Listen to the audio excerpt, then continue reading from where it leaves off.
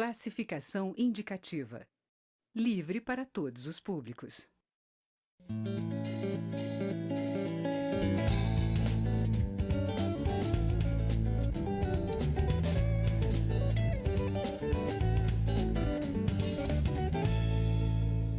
Olá! Meio ambiente, educação, defesa da mulher e defesa do deficiente. Esses são alguns dos temas defendidos pelo deputado Sérgio Vidigal, do PDT do Espírito Santo. Uma das conquistas mais recentes do mandato dele foi a sanção da lei que aprimora o atendimento a mulheres em situação de violência. O deputado é autor do projeto que deu origem à lei. Sérgio Vidigal apresentou há pouco tempo um projeto que equipara o lúpus a deficiências físicas e intelectuais. É com ele que eu converso agora. Eu sou Mariana Monteiro e este é o Palavra Aberta, um programa da TV e da Rádio Câmara. Tudo bem, deputado? Tudo bem, Mariana. Como vai?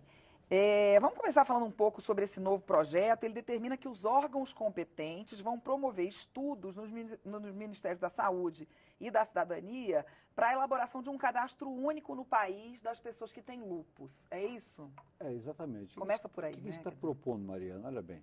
Primeiro, é bom falar um pouquinho do lúpus, né? O lúpus é uma doença que o diagnóstico sempre é tardio, porque ele apresenta uma série de sintomas previamente e, às vezes, o profissional de saúde fica tratando o sintoma e acaba não diagnosticando o lúpus, que é uma doença autoimune. O lúpus, por exemplo... Ou seja, o próprio corpo é que vai desenvolvendo. Vai desenvolvendo. Quando o paciente vai ao profissional, ele vai reclamando de uma artrite, às vezes os eritemas do corpo, até pelo nome do lúpus, né? Eritematoso. O que é eritema? Eritemas são as lesões na pele, né? E principalmente no rosto, avermelhadas, né? Então são sintomas que apresentam a princípio, né? De repente um problema cardiológico, né? Um problema pneumológico, o nefrológico também pode apresentar e também apresenta posteriormente os problemas de origem emocionais e mentais, né? Paciente com lúpus, 70% ou 80% pode desenvolver um quadro de depressão, de ansiedade, de uma confusão mental, de uma psicose, né?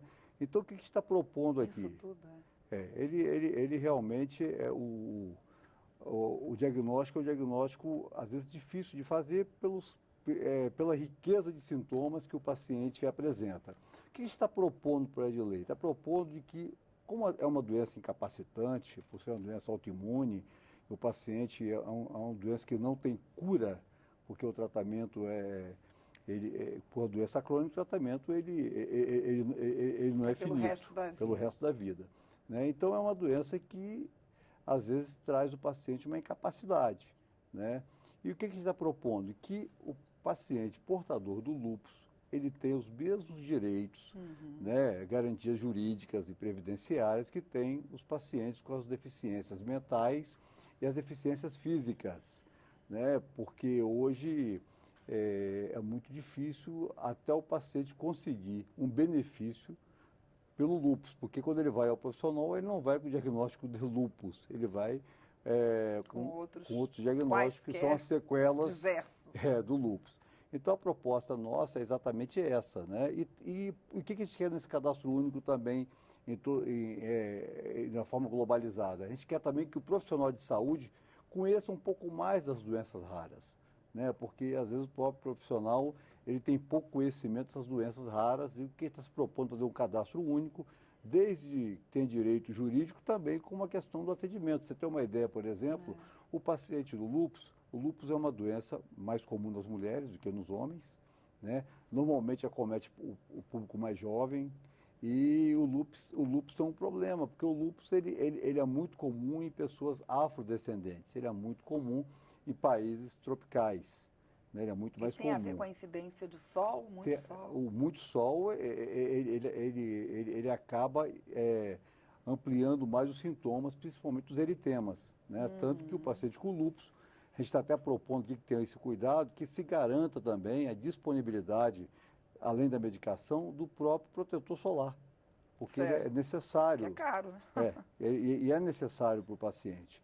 Então, a gente tá propondo aqui uma forma também que o profissional de saúde possa conhecer melhor os sintomas do lúpus, que também haja uma maior disponibilidade de medicamentos para o paciente portador de lúpus e, consequentemente, que também tem os mesmos direitos, como falei anteriormente, em relação aos benefícios, seja previdenciários, jurídicos, né, que tem o paciente portador de deficiência física ou uma deficiência intelectual. Por exemplo, uma aposentadoria antes da hora, né? Uma aposentadoria, né, um BPC, né, que é um programa de benefício continuado, né, que ele possa ter esses mesmos direitos, porque é uma doença também incapacitante, né, o paciente também se limita muito, né, a ter qualquer tipo de atividade pelos sintomas que ele apresenta durante todo o quadro do lúpus.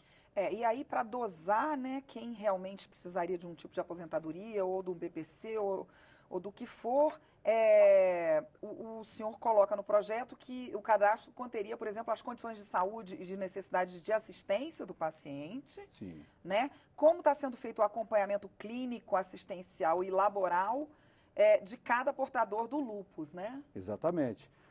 Para ver o grau de incapacidade que aquele paciente está tendo acometido pelo lúpus eritomatoso sistêmico.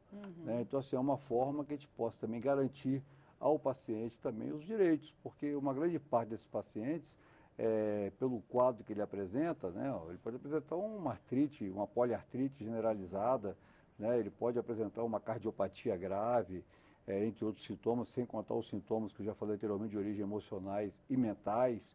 Então, é preciso saber a capacidade desse paciente que ele tem para atividade laboral e também a sua condição social, né, que é importante na hora de fazer a análise dos direitos, seja eles jurídicos ou previdenciários. Vamos explicar para o público em geral que não entende exatamente o que é uma doença autoimune, o que é uma doença autoimune?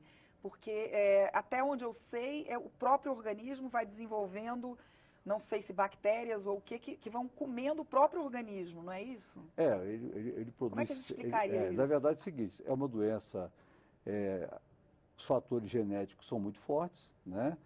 E também... Isso a causa, né? É uma causa, né? E o próprio questão ambiental, que eu acabei de falar, que em países, em climas mais tropicais, né? É mais comum desencadear essas doenças. Então, é uma doença que ela acaba sendo estimulada ou criada pelo próprio corpo, pelo próprio organismo, né? Como se estivesse produzindo células, né? Que são células atípicas, que não são as normais, né? E que acaba produzindo essa doença. Então, é uma doença, a gente chama de autoimune por essa razão. Tanto que o tratamento, como eu disse, é por toda a vida, né?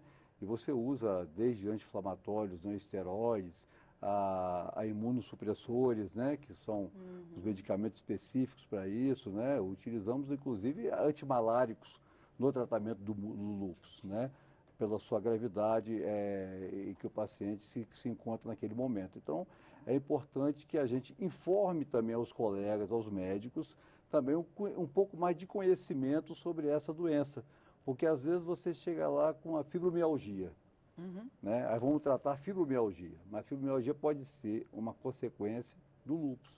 Certo, né? É muito difícil de então, detectar. é preciso que também o próprio profissional tenha um pouco mais conhecimento dessas doenças raras. Aliás, nós temos em torno de 7 mil doenças raras. Né? Para você ter uma ideia, aqui no Brasil nós devemos ter de 65 mil a 75 mil pessoas portadoras do lúpus. Né?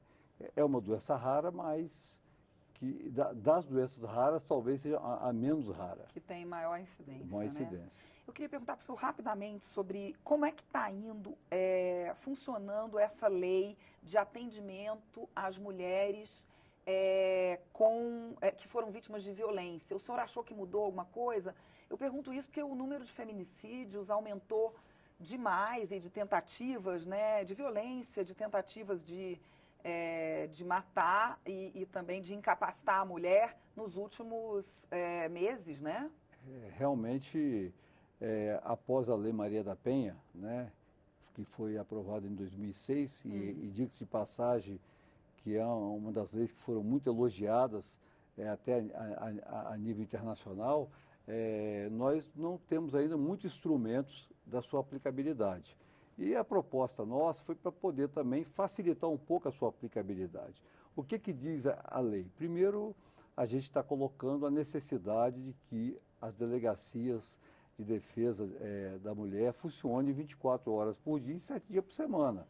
Porque a mulher, normalmente, ela é agredida à noite, finais de semana, feriado, né? É o que tem o maior índice de agressão à mulher. Segundo, que a gente propõe também que as medidas protetivas possam ser dadas pelo próprio delegado, até que o juiz possa realmente homologar a decisão ou não.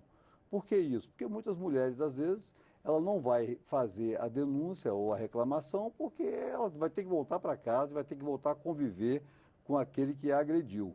Né? E a gente sabe muito bem que, às vezes, até saiu uma medida protetiva, a mulher já sofreu a segunda agressão, terceira, quarta, quando ela, de repente, não foi até assassinada, ou né? desiste, né? Ou foi até assassinada. Outra questão importante é que a gente está propondo na lei de que o atendimento a essa mulher seja feito preferencialmente por uma delegada e também por mulheres, né? Isso acontece um Psicóloga, pouco hoje, social, né? Sim, toda a cadeia. toda a cadeia. Por que isso?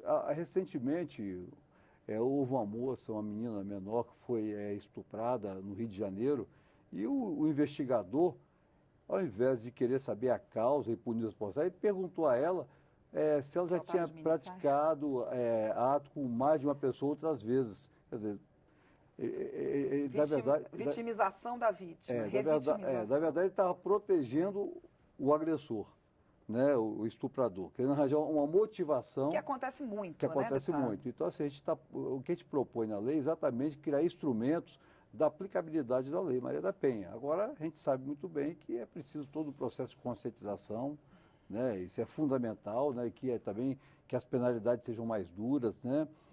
Para que realmente possa inibir um pouco mais a agressão contra a mulher, que a gente tem observado que, ao invés de ter reduzido com a aprovação da lei, houve inclusive um crescimento da agressão contra a mulher, né? Seja ela agressão física ou sexual, e lembrando muito bem que a maioria das mulheres elas são agredidas por pessoas conhecidas, a grande parte das vezes na sua própria residência, né? No seu próprio local de trabalho. Certo, eu teria várias outras perguntas sobre esse tema para perguntar para o senhor, para fazer para o senhor, mas infelizmente o nosso tempo acabou. A gente faz num outro programa. Eu agradeço muito a sua participação. Muito obrigado, Mariana.